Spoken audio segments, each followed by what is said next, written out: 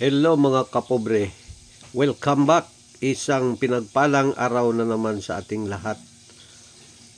Ngayong araw ay nilalakbay namin ang daan papunta ng South Upi, Maguindanao del Sur.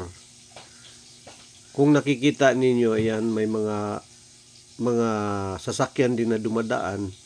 Dahil ito yung pinaka main road kung galing ka ng Cotabato City patungong Libak, Sultan Kudarat. So lahat yung mga sasakyan papunta ng Libak, dito yun sila dadaan. Pero by the way, shout out sa lahat ng mga yung ahensya na concern sa mga national highway. Di ko alam kung saan natin i-address ito, sa DPWH ng Maguindanao del Sur o sa National DPWH. Kasi itong mga daan dito talagang naiiwanan na ng panahon.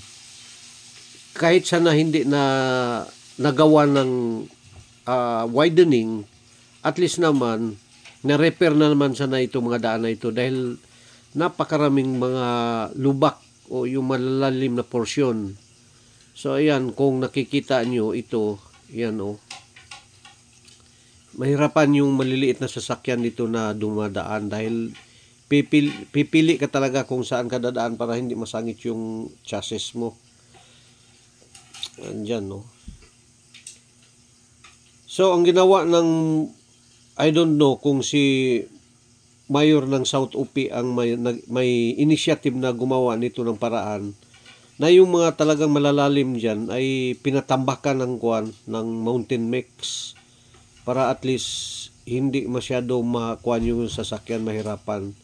Eh siyempre pati yung mga sasakyan niya pag dumaan sila dito, nahihirapan talaga din yung mga sasakyan nila. May possibility na baka masira pa yung mga kuan nila, yung connecting bolt, connecting, ano ba yung tawag yan, yung sa gulong. Ayan, oh.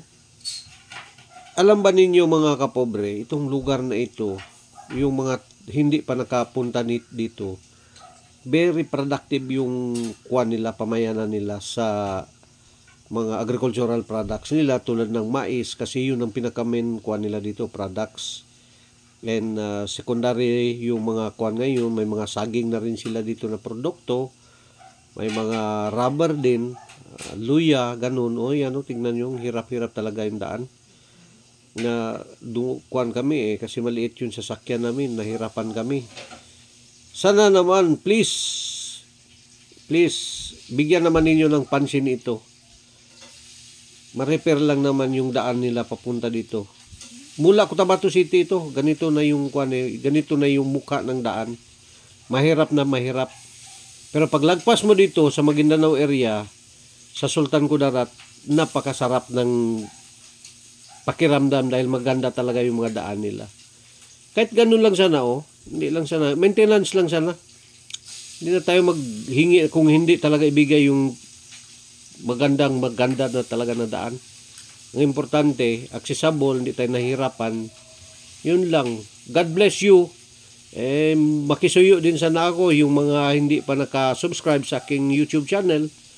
Please, kung pwede, subscribe and paki-likes na